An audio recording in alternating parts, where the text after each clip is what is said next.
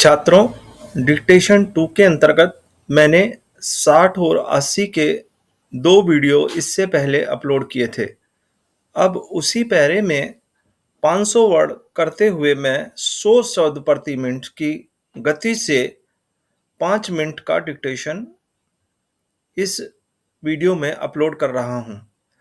आपसे अनुरोध है कि आप अपनी कॉपी और पेंसिल को महत्वपूर्ण टिप्स में दिए गए सुझावों के अनुसार तैयार कर लें ताकि आपको डिक्टेशन लिखने में और उसके बाद उसका ट्रांसलेशन करने में किसी प्रकार की दिक्कत न हो। अब मैं आपको 100 शब्द प्रति मिनट की गति से डिक्टेशन बोलने जा रहा हूं। कृपया तैयार कर लें। Yes, start.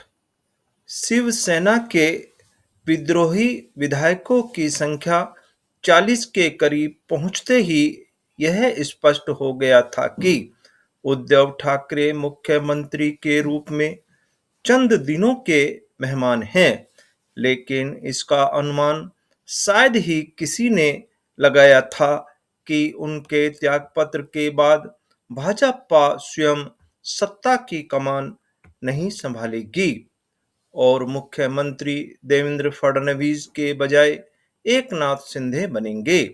भाजपा ने संभवतः ऐसा इसलिए किया ताकि राष्ट्र और विशेष रूप से महाराष्ट्र की जनता को यह संदेश न जाए कि शिवसेना में विद्रोह में उसकी सीधी भूमिका थी और वह हर हाल में महाविकास अघाड़ी सरकार को हटाना चाहती थी।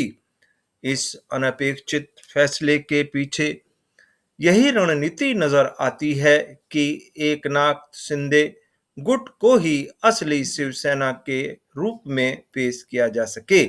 यह समय बताएगा कि भाजपा इस उद्देश्य में कितनी सफल हो पाएगी, लेकिन महाराष्ट्र में एकनाथ शिंदे के रूप में एक शिव सैनिक के नेतृत्व वाली सरकार बनने से उद्धव ठाकरे की मुश्किलें और बढ़ना तय है। अब उन्हें महाराष्ट्र की जनता को बताना है, यदि वह इस विरासत को सही तरह संभाल रहे होते तो शिवसेना में इतना बड़ा विद्रोह नहीं हुआ होता।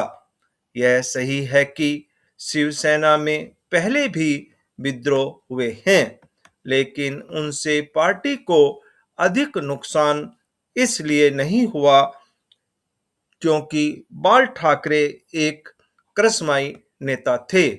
उद्धव ठाकरे कुछ दावा करें, उनमें वह बात नहीं जो बाल ठाकरे में थी।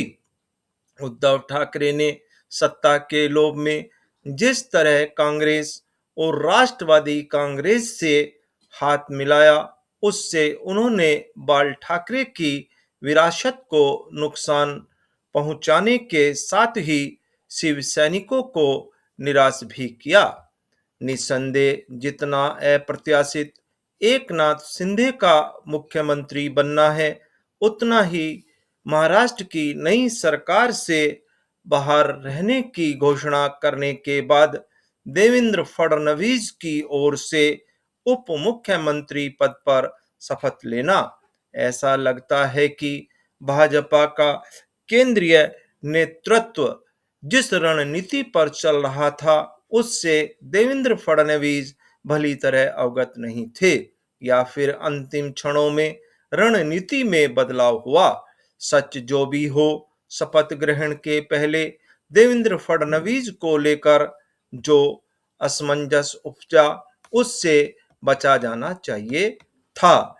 कम से कम अब तो यह सुनिश्चित किया ही जाना चाहिए कि मंत्रिमंडल का विस्तार और विभागों का बंटवारा सुगमता से हो। यह इसलिए आवश्यक है क्योंकि इससे ही महाराष्ट्र की जनता को यह संदेश जाएगा कि एकनाथ शिंदे और देवेंद्र फडणवीस के नेतृत्व वाली सरकार उसकी उम्मीदों पर खरा उतरने वाली सरकार है। मानसून की पहली बारिश ने ही उन जिलों के लोगों की धड़कन बढ़ा रखी है, जहां हर साल ही बाढ़ की विभीषिका से जान माल का भारी नुकसान होता आया है। विशेष तौर पर छोटी नदियां प्रदेश में व्यापक तबाही मचाती हैं, और इस तथ्य को निसंकोच स्वीकार करना होगा कि हम अभी बाढ़ निपटने में पूरी तरह सक्षम नहीं हो सके हैं। बीते 5 वर्षों में कुछ काम हुए अवश्य हैं, लेकिन इतना नहीं कि जन सामान्य आश्वस्त हो सके। इसलिए बाढ़ से पहले ही एहतियाती प्रबंध किए जाने चाहिए। मुख्यमंत्री योगी इस खतरे को देखते हुए विभागीय कार्य योजना की समीक्षा कर चुके हैं। धन्यवाद।